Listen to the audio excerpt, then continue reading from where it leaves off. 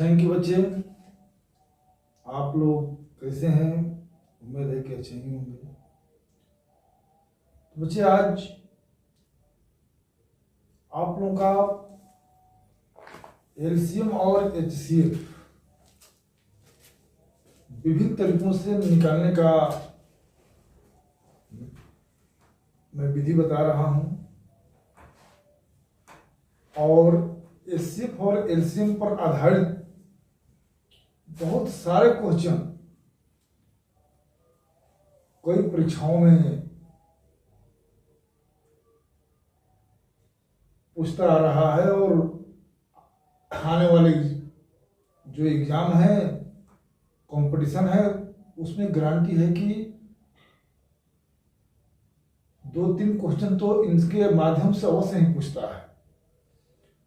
तो ये एचसीएफ और एलसीएम जो है अपने आप में एक बेहतरीन चैप्टर है और ये 0 लेवल से लेकर एडवांस लेवल तक है। इसको समझने के लिए आप लोग थोड़ा टाइम आप लोगों को देना पड़ेगा, ताकि जो शुरू से अंत तक इस वीडियो को नहीं देखेगा तो एचसीएफ और एलसीएम को पूरी तरह से नहीं समझ पाएगा। तो उम्मीद है कि ये क्या 2 वीडियो में कम से कम समय में हम चाहते हैं कि पूरा एलसीएम को समाप्त कर दिया जाए। तो एलसीएम पर आधारित जितने भी क्वेश्चन आते हैं, बस ट्रिकली विधि से आप लोगों को मैं सिखाने जा रहा हूं और इसको अगर आप लोग सीख गए तो आप लोगों के लिए कोई भी बड़े से बड़े कंपटीशन बहुत इजी हो जाएगा। एलसीएम और एचसीएफ पर आधारित कोई भी क्वेश्चन आएगा तो आप लोग उसको सेकंड में बना लीजिए। तो इसको आज आप लोग देखना मत भूलें। जो इसको अगर शुरू से अंत तक देख लेगा, गारंटी है कि पूरा जीवन भर दोबारा नहीं देखना पड़ेगा। अतः आप लोग चैनल से जुड़कर, अगर आप लोग नए हैं, जो इस चैनल पर नए आए हैं, वे सब्सक्राइब अवश्य कर दीजिएगा, क्योंकि वो अगर सब्सक्राइब कर देंगे तो उनसे क्या होगा कि हमारे अगले वीडियो का कोई भी नोटिफिकेशन है उनके पास फर्स्ट पहुंचेगा। और लाइक एवं शेयर अवश्य करना। शेयर करने से क्या होता है कि ग्रुपिंग में बच्चों को सीखने का मौका मिलता है। सब चाहता है कि हम भी सीखें और दूसरों को भी सीखने का मौका दें। तो लाइक भी अवश्य करना। लाइक से हमारी एनर्जी बढ़ती है कि हमें अगले वीडियो हम कैसे इससे भी बेहतर और भी बनाएं और बच्चों को इतने शॉर्टकट से सिखाएं ताकि वे सेकंड में क्वेश्चन को हल कर लें। तो ये हम लोगों का प्रयास जो है और अधिक हो जाता है। तो लाइक और शेयर से टीचर की एनर्जी बढ़ती है और किसी प्रकार का शुभ या अशुभ चाहे जो भी चीज है कमेंट अवश्य करना। तो चलिए हम वीडियो स्टार्ट करते हैं। फर्स्ट आप लोग को हम चलते हैं एलसीएम।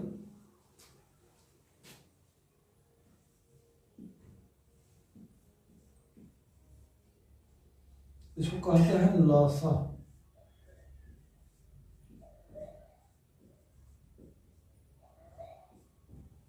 इसका फुल फॉर्म होता है लघुत्तम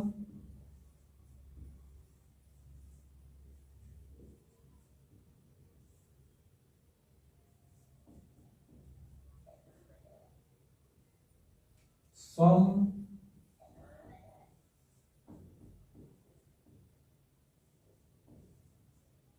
लघुत्तम सम अपवर्त्य।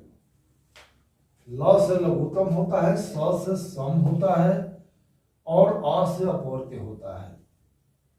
यानी वह अपवर्त्य जो बिल्कुल छोटा हो और सम हो। सम मतलब सभी में एक जैसा हो, कॉमन हो। तो उसका नाम है लघुत्तम समापवर्त्य।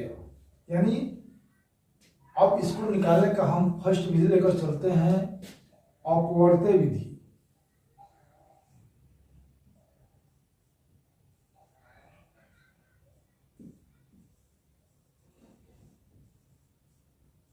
अपवर्त्य विधि, यदि कोई कह दे कि 12 और 16 का एलसीएम ज्ञात करें,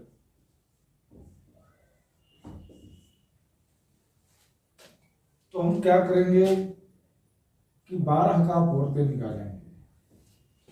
अपवर्त्य का मतलब होता है पहाड़ा, यानी 12 का अपवर्त्य का मतलब होता है 12 जिन जिन संख्या को काट देगा, 12 से जो जो संख्या विभाजित हो जाएगा वही इसका अपवर्त्य कहलाता है। तो 12 से विभाजित होने वाला कौन कौन है? एक तो खुद 12 है, 24, 36, बच्चों 48, 12 60, 62 72, 84, 12 96, यानी अनंत है। इसका अपवर्त्य का कोई सीमा नहीं है, ये असीम है। हम करते जाएंगे करते करते बहुत दिन बीत जाएगा, क्योंकि जब संख्या का कोई अंत नहीं है तो इसका भी कोई अंत नहीं है। इसके बाद 16 का यानी 16 का भी पहाड़ा पढ़ देना है। 16, 16 32, 16 48, 16 64, 16 85, 16 96, 16 73, 16 88, यानी डॉट डॉट डॉट डॉट का मतलब कि ये असीम है, इसका कोई अंत नहीं है। तो अब हम चलते हैं लघुत्तम समअपवर्त्य। इस अपवर्त्य में अभी हम समअपवर्त्य निकालेंगे, समापवर्त्य।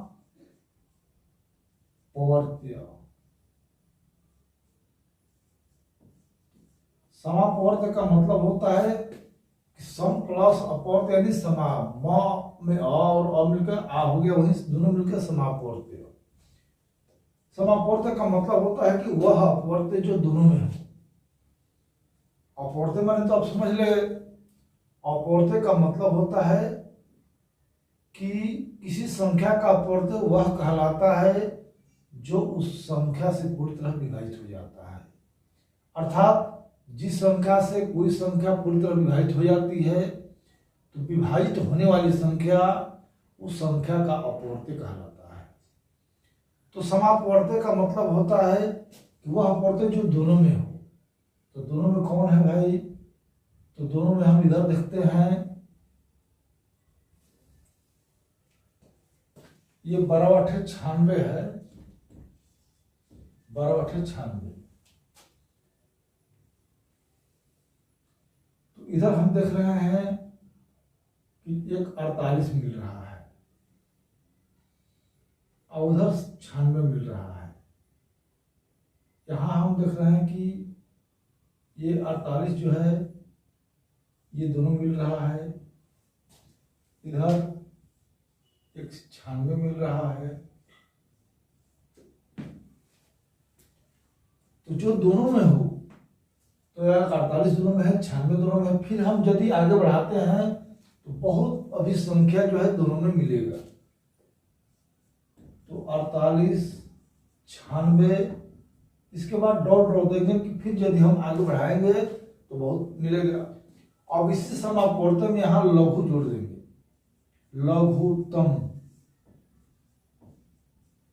लघुत्तम समापवर्त्य।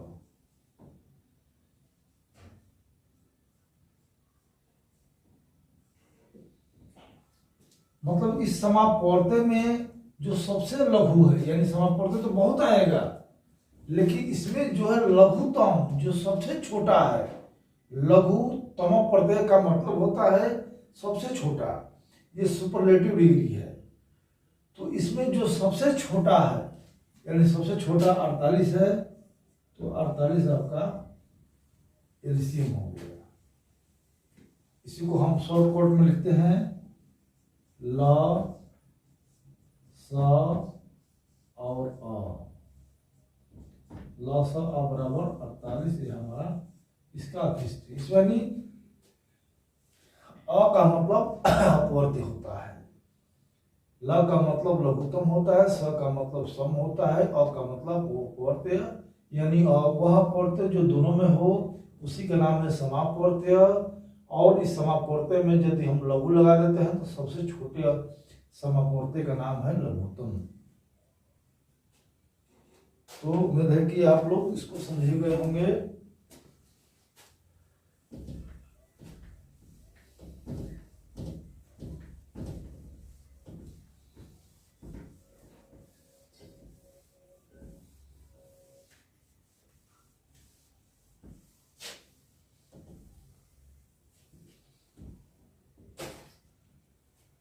अब आप लोगों को लघुत्तम निकालने का दूसरी विधि,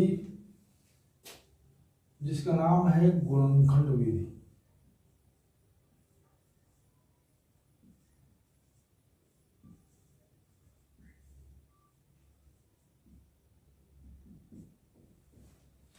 गुणनखंड विधि से बच्चे हम लघुत्तम कैसे निकालते हैं।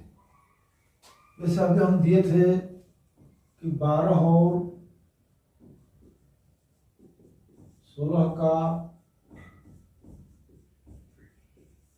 लसाअ ज्ञात करें।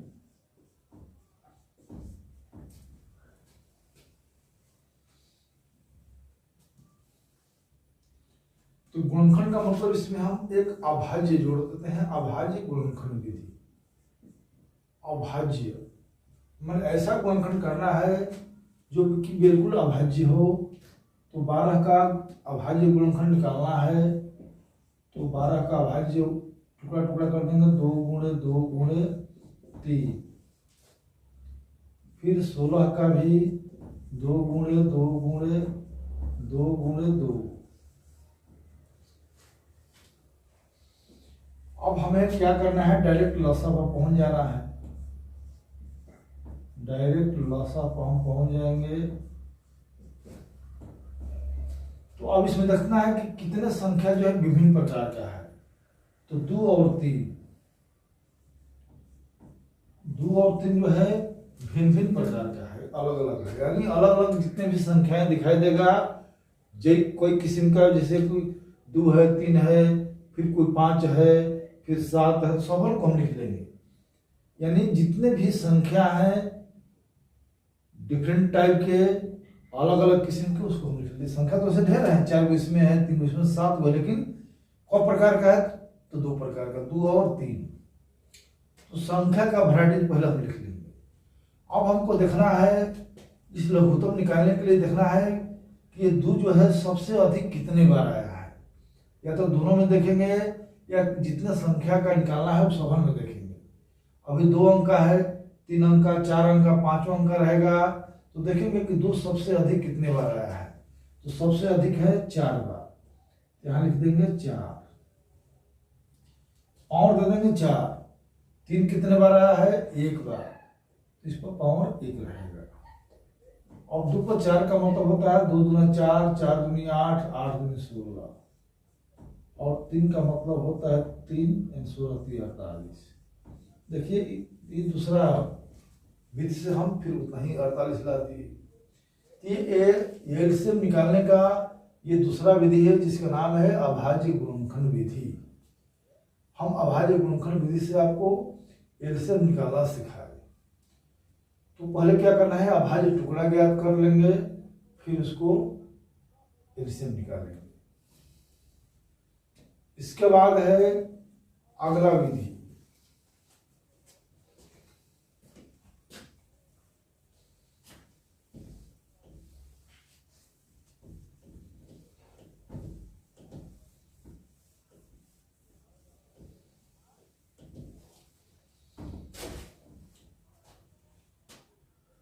विभाजन विधि।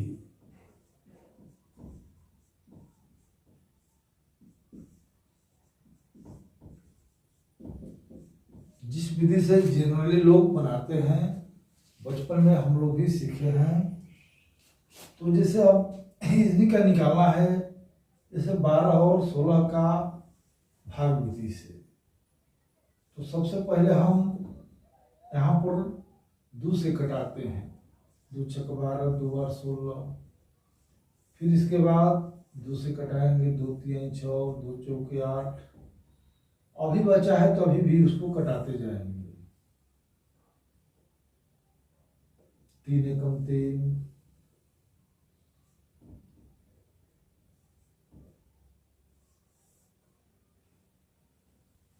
अगर हम चाहेंगे तो यहीं पर जो हमारा आंसर भी हो जाएगा। अब यहाँ यही देखना है कि यदि अब हम कुछ संख्या रखते हैं तो उससे केवल एक ही कट रहा है। अगर हम 2 से भी कटाते हैं तो केवल एक ही कट रहा है, 3 से कटाते हैं तो एक ही कट रहा है। तो देखिए यहाँ अंक लिखने का मतलब कि इसे कम से कम 2 अंक कटना चाहिए। अगर नहीं कट रहा है तो छोड़ दीजिए, आगे बढ़ने से कोई मतलब नहीं है।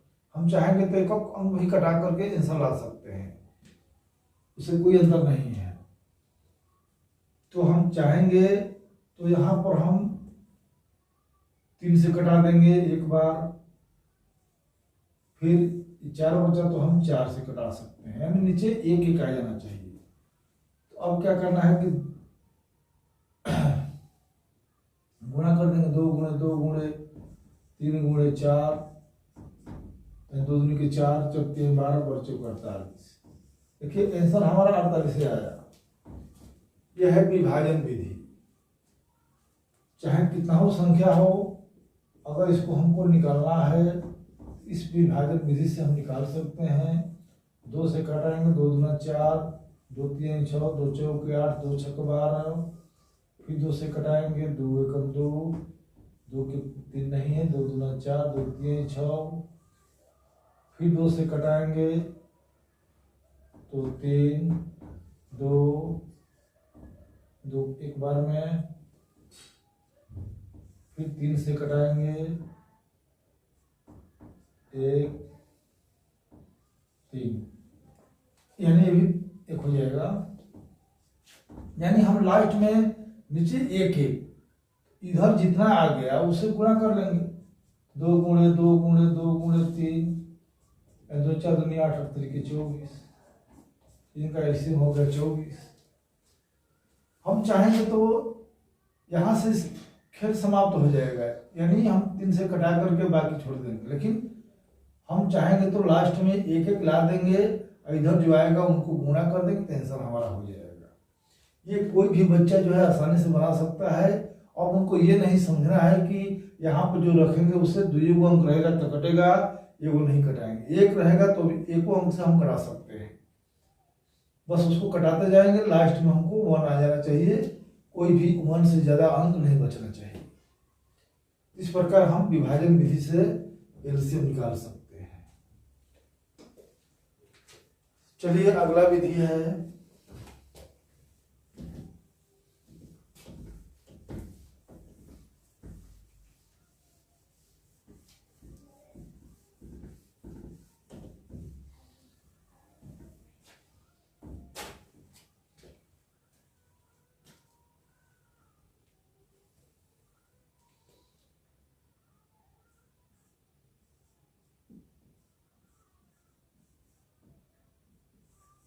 ट्रिकली विधि।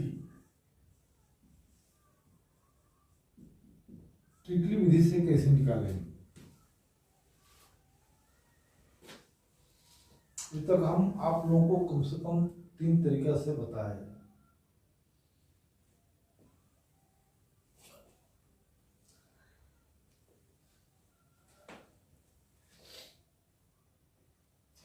ट्रिकली विधि से हम कैसे निकालते हैं? जैसे हमको निकालना है 4 के, 8 के, 12 के, 16 के।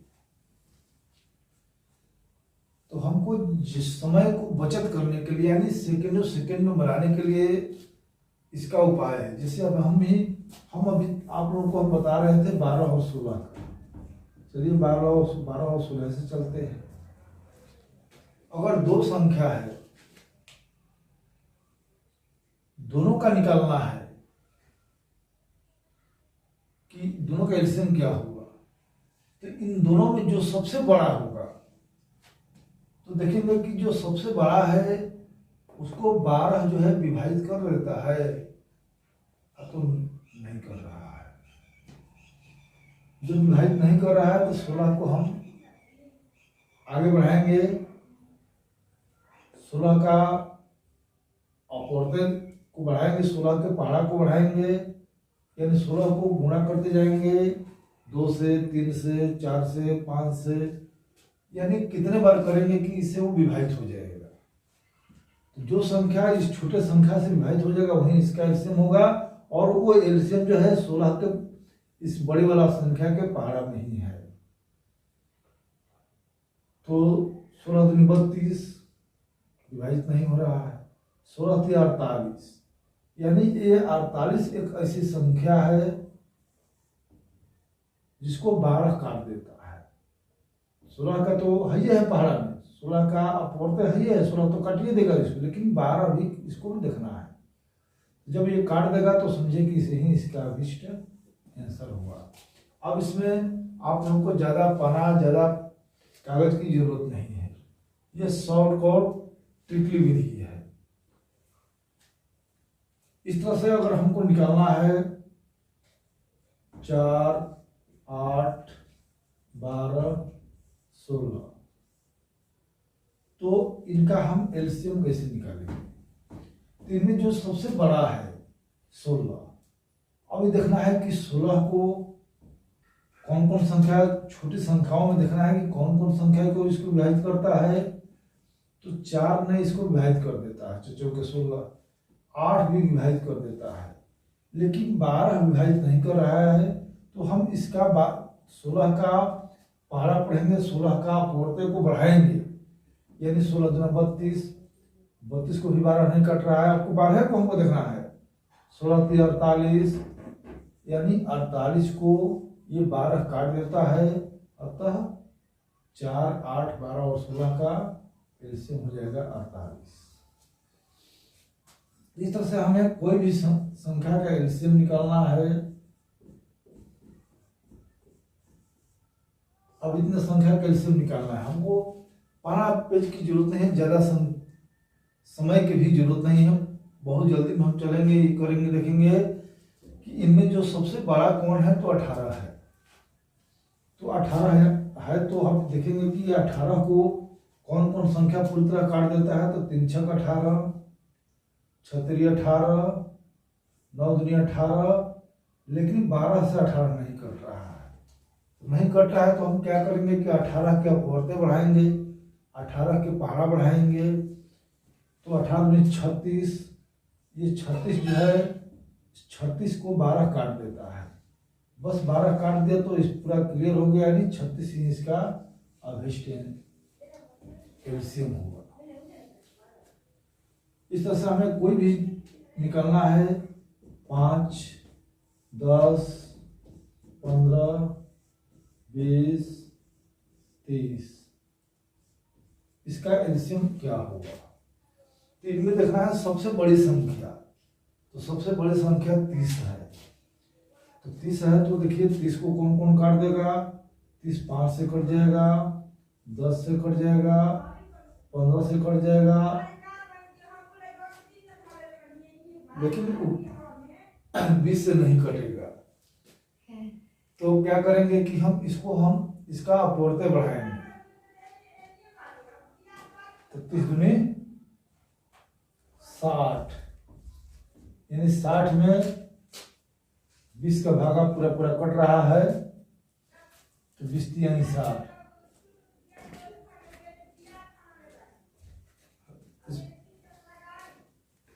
इस प्रकार यानी 5, 10 और 15, 20 और 30 का एलसीएम 60 आंसर होगा।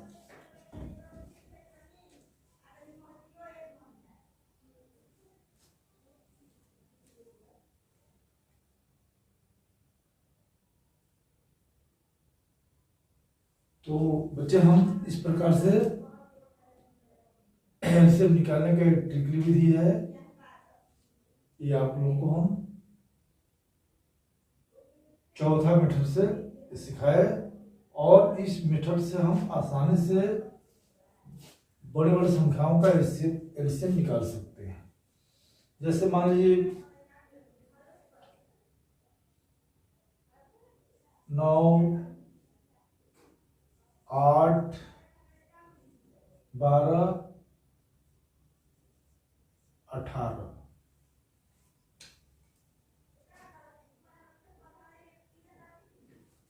तो 9, 8, 12, 18 में सबसे बड़ा कौन है? 18 है। अब देखना कि 18 को कौन कौन काट देता है। तो 18 को केवल 9 काट रहा है, 8, 12 और 18 नहीं काट रहा है।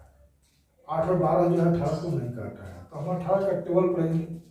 18 दूना 36, 18 का पोर्ते करेंगे, 18 का पारा पढ़ेंगे 36। तो 36 को तो ये 12 काट देता है, लेकिन ये 8 नहीं काट रहा है। चलिए हम 18 का अगला पारा पढ़ेंगे। 18 3 54, 54 को कोई नहीं काट रहा है। 18 चौक 72, तो 8 9 72, बरछक 72, ये दोनों से कट रहा है। जो दोनों से कट गया तो इससे इसका तो है ये चारों से कट जाएगा। इसका अभिष्ट आंसर यही 72 होगा। इस तरह से हम ट्रिकली विधि से एलसीएम निकाल सकते हैं। चलिए एलसीएम का ये आप लोग तरीका सीखा, और भी तरीका है, लेकिन इससे वो कुछ अलग है, बड़ा टाइप है। तो ये तरीका आप लोगों के लिए बहुत बेहतरीन है, बहुत अच्छा है। कम समय में आप लोग इसके निकाल लेंगे। अभी हम एलसीएम और एचसीएफ का जीरो बेसिक बता रहे हैं, और इस पर आधारित क्वेश्चन इसके बाद हम करेंगे। पहले एलसीएम और एचसीएफ निकालना सीख जाए कि किस विधि से हमको निकालना आसान होगा। चलिए हम चलते हैं एचसीएफ।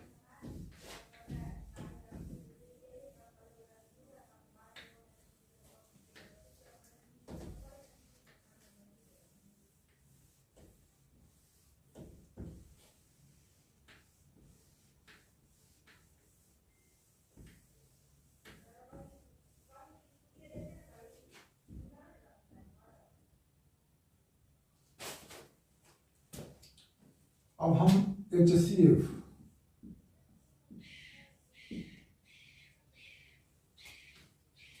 यानी मासा,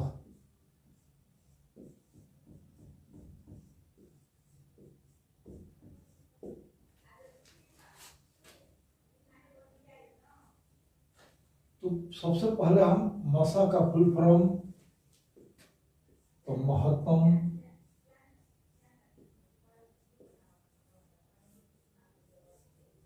सम अपवर्तक। अब वहां पर देखिए उसमें अपवर्तक था, इसमें आ गया अपवर्तक, यानी महत्तम सम अपवर्तक यानी महत्तम समापवर्तक। अगर हमको निकालना है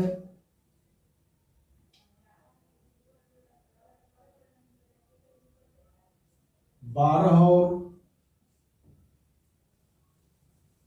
16 हम लेकर चलते हैं। 12 और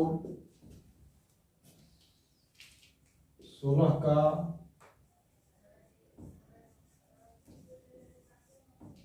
मासा क्या होगा?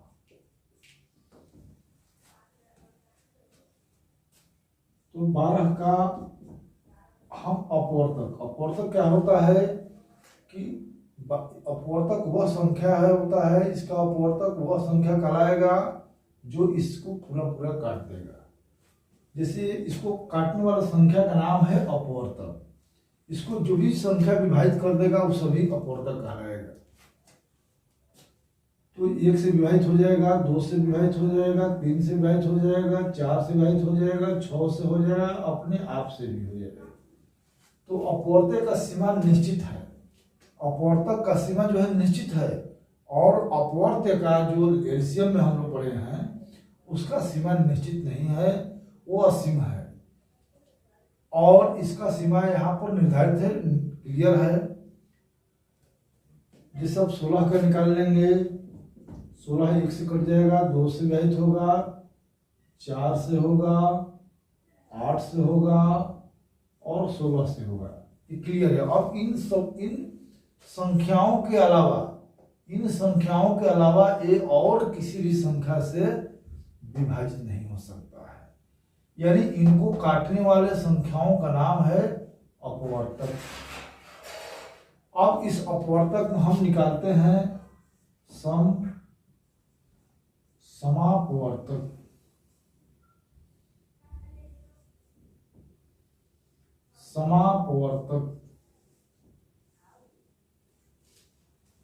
अब देखना है कि समापवर्तक में भाई दोनों में कौन कौन है। तो 1 है, 2 है, 4 भी है। इस तरह से हम आगे बढ़ाएंगे तो और भी। अब आगे कहाँ बढ़ेंगे, इसका तो सीमा निश्चित होता है। तो 1, 2 और 4। अब इसमें हम डॉट डॉट नहीं दे सकते हैं क्योंकि इसके आगे हो नहीं सकता है। अब इसी समापवर्तक में हम महत्तम जोड़ देते हैं। महत्तम, जब इसमें महत्तम जोड़ते हैं तो महत्तम समापवर्तक, यानी वह समापवर्तक जो महत्तम माना होता है सबसे बड़ा, लघुत्तम माना होता है सबसे छोटा। तो महत्तम समापवर्तक यानी इसमें जो सबसे बड़ा है, तो सबसे बड़ा कौन है, 4। तो इसका आंसर हो गया 4। यह है आपका मसह यानी महत्तम सम अपवर्तक। तो महत्तम सम अपवर्तक जिससे हम इस तरह से निकालते हैं। तो ये मसह निकालेगा पहला मेथड है। इसके बाद अब हम मसह निकालने का अगला मेथड बता रहे हैं।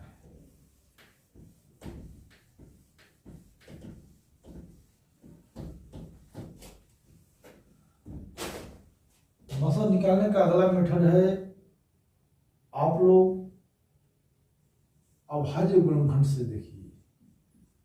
अभाज्य गुणनखंड, अभाज्य गुणनखंड विधि।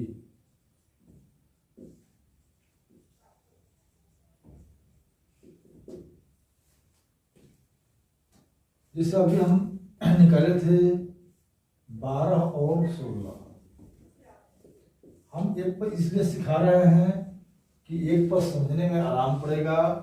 कभी 12 और 16 का एचसीएफ हम निकाले हैं तो 4 आया था, तो हम जितने भी विधि से निकालेंगे तो 4 ही आना चाहिए। ये हम दिखाने के लिए कर रहे हैं। तो हम अभाज्य गुणनखंड कैसे निकालेंगे, तो वही नियम जो अभी आप लोगों को हम एलसीएम में भी अभाज्य गुणनखंड के विधि सिखाए थे।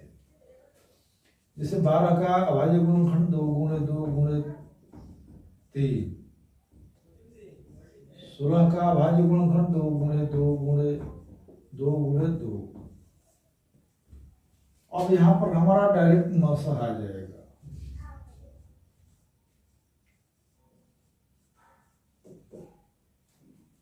तो जो अब इसमें है कि जो संख्या दोनों में हो, जो दोनों में हो वही हम ले सकते हैं इस मसह में। अभी हमको डिफरेंट अंक से मतलब नहीं है, उस अंक से मतलब है जो दोनों में हो। 2 अंक का है तो दोनों में हो, अगर 3 अंक का है तो तीनों में हो, 4 अंक का है तो चारों में कॉमन हो। हमको कॉमन से मतलब है चारों में समान होना चाहिए, चारों में कॉमन होनी चाहिए। तो देखो ये दोनों में मिल रहा है, ये दोनों में मिल रहा है। तो हम अब किसी में से लेकर चलेंगे तो 2 गुणा 2 तो 4, ये हमारा 4 आंसर हो जाएगा। अगर 3 अंक का भी रहेगा तो हम तीनों में से निकालेंगे। 3 अंक का हम एक एग्जाम्पल बता देते हैं।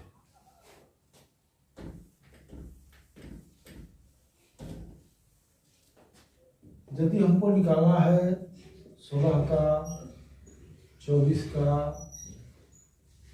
32 का, तो 16 का अभाज्य गुणनखंड निकालेंगे। अगर उच्चार अंक का क्यों ना हो तो 2 गुणे 2 गुणे 2 गुणे 2, 24 का 2 गुणे 2 गुणे 2 गुणे 3, 32 का 2 गुणे 2 गुणे 2 गुणे 2 गुणे 2, 40 का 2 गुणे 2 गुणे 2 गुणे 5। इस तरह से अब हम लास्ट में अपना आंसर वाले मुकाम पर पहुंचेंगे। तो इसके लिए हमको क्या करना है, अब इसमें हम देख रहे हैं जो चारों में हो, जो चारों में होगा उसी से हमको मतलब है।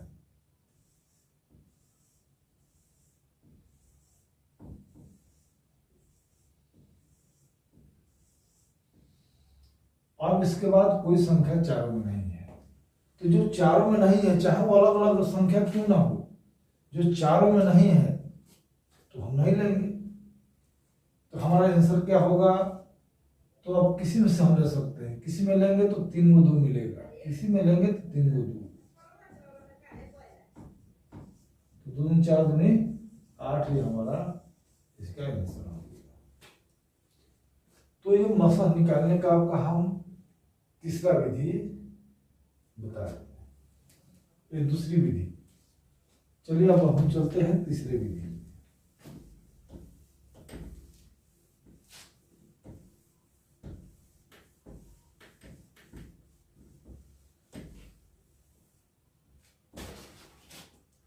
तीसरा है विभाजन विधि।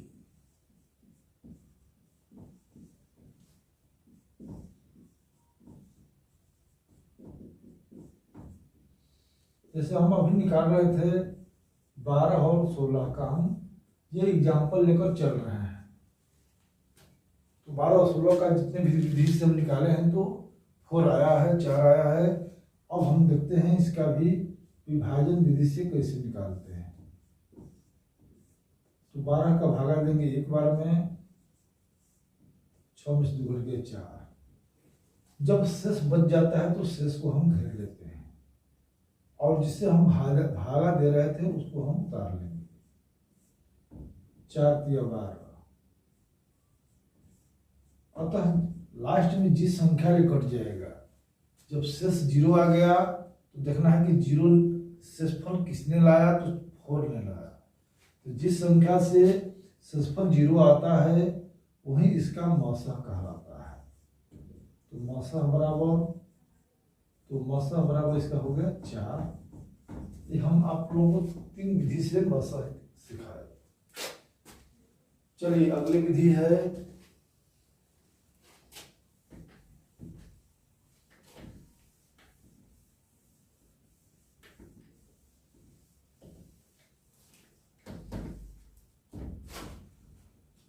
जैसे 12 और 16 का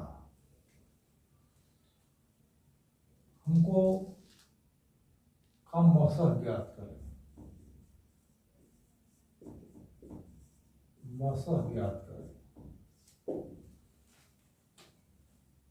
तो 12 और 16 का मौसा निकालना होगा। तो इसके लिए हमें क्या करना है,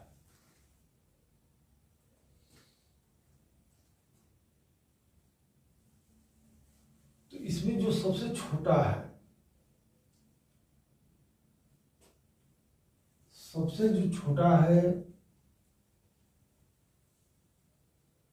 उसका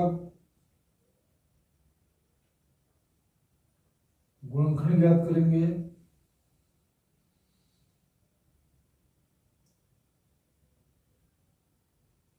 जैसे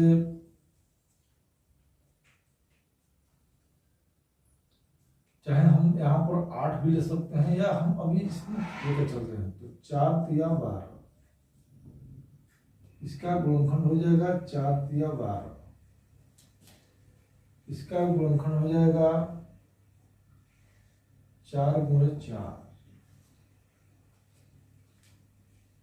तो तो मसा का मतलब होता है जो दोनों में हो जिसमें कम हो। तो ये 4 जो है दोनों में कॉमन है, इसका मसा हो गया 4, मसा 4 हो गया। इस तरह से हम ट्रिकली विधि से इसका मसा निकाल सकते हैं।